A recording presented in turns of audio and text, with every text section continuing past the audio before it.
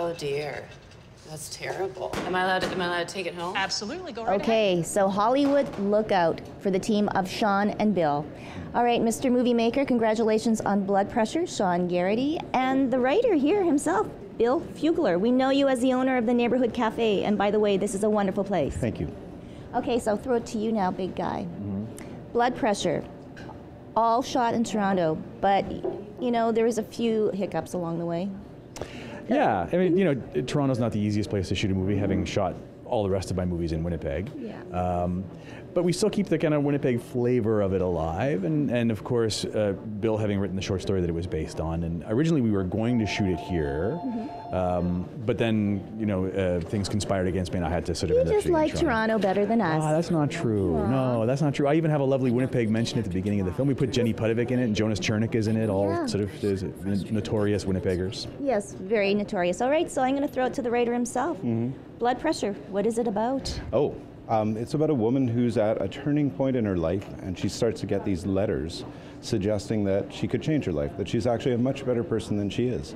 And she sort of reluctantly begins to follow the advice of the letters. Her life gets better, and she enjoys it. And then the letter writer begins to ask for favors. You are to deliver the envelope tonight in person to the man from the picture at 8:05 p.m. in the lobby of the Sutton Hotel. You must stand by as he opens and reads it. How did you know that that is the kind of dream of every housewife, middle-aged housewife in Winnipeg? I had no idea. I saw that. I saw the trailer and I'm going, "Aw, that's me." I wish that would happen to me. That's right. I know. Yeah, well, I think Bill and I both wish that had happened to us, and so that's where that came from. Okay, so the movie side of it, though, the whole experience, what was it like for you?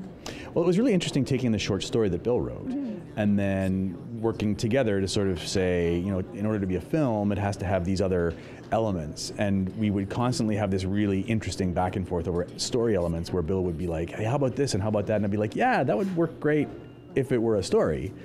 But as a film, we actually have to sort of, and negotiating that and trying to keep the story intact, because I love the story that Bill wrote, and yet making it something that would work for cinema was just a really interesting process. And look, we're still pals. I know, that's amazing. It was the most thrilling thing because he would say, this is what we call the top of the second arc and this has to happen. I'd be like, what? Why can't it just be a story? And he's like, Bill, this is how film works. And it's like, whoa.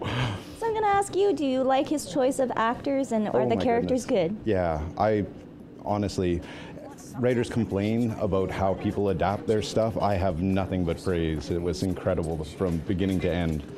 Yeah, I don't think we argued about anything, actually. I couldn't help myself. Who was it? Nobody. That can't be true.